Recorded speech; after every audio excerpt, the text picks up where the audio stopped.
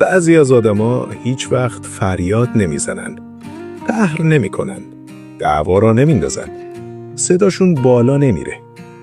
اونا فقط کم کم ناپدید میشن. نه از زندگی، از خودشون. اگه تا امروز زیاد گذشتی، زیاد فهمیدی، زیاد کوتاه اومدی و آخرش دیدی هیچ کس نفهمید، این پادکست برای توه. امروز قرار نیست انگیزه بگیری، قرار نیست مثبت اندیش بشی، قرار نیست آدم بدی بشی.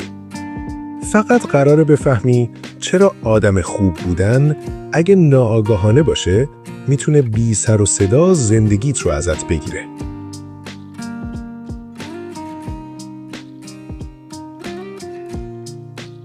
هیچ کس به ما نگفت خودت رو فراموش کن، ولی خیلی چیزها اینو یادمون دادن.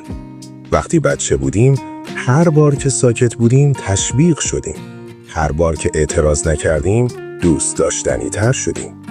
کم کم مغزمون یاد گرفت آرامش مساوی پذیرفته شدن.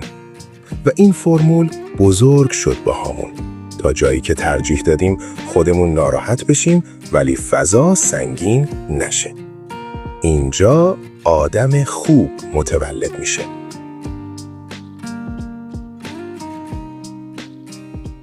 مهربونی تحمل نیست. تحمل فشار، تحمل بی احترامی، تحمل نادیده گرفته شدن، اینها مهربونی نیست. اینها عادت به حذف خوده. از نظر روانشناسی، وقتی مدام نیازاتت رو سرکوب میکنی، مغز وارد حالت بقا میشه. ظاهرش آرامه، ولی درونش پر از تنشه. و این تنش یه جای خودش رو نشون میده. در خستگی، در بی‌حوصلگی، در دلخوری‌های بی‌دلیل.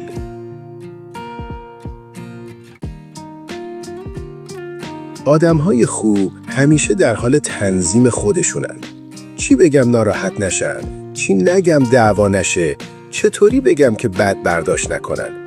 این یعنی مصرف دائمی انرژی ذهنی. و مغز از یک جایی به بعد میگه دیگه نمیکشم. اینجاست که بدن وارد ماجرا میشه. سردرد، بیخوابی، بی‌انگیزگی. بدن داره کاری رو میکنه که تو بلد نبودی. نگفتن.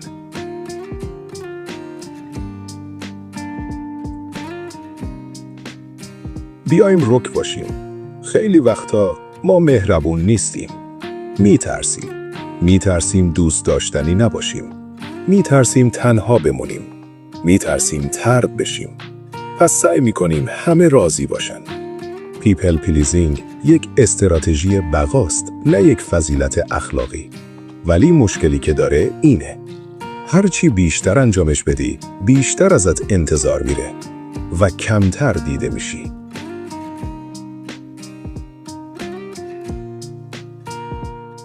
این قسمت قلب این پادکسته. آدم خوب افراطی مرز نداره. آدم سالم مرز داره ولی دلسوزه.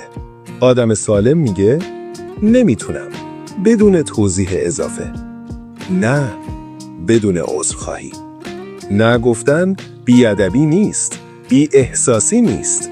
نه گفتن یعنی خودت رو هم سطح بقیه حساب کردی. الان فقط گوش نده. ذهنی انجام بده. تمرین 1. آخرین باری که گفتی باشه ولی دلت نبود یادت بیار. تمرین 2. ببین قیمتش چی بود.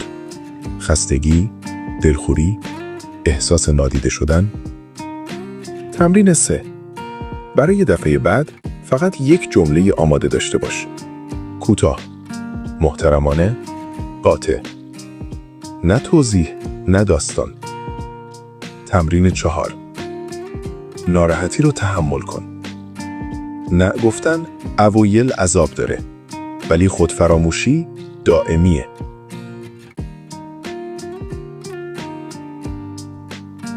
بذار اینطوری تمومش کنیم. تو قرار نیست آدم بدی بشی.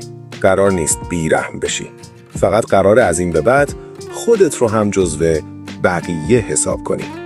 مهربونی واقعی از جایی شروع میشه که خودت دیگه قربانی نیستی. اگه این پادکست یک چیز بهت داده باشه، امیدوارم این باشه: آدم سالم بودن از آدم خوب بودن مهمتره. ممنون که تا این لحظه با من بودی. تا برنامه بعد، بدرود.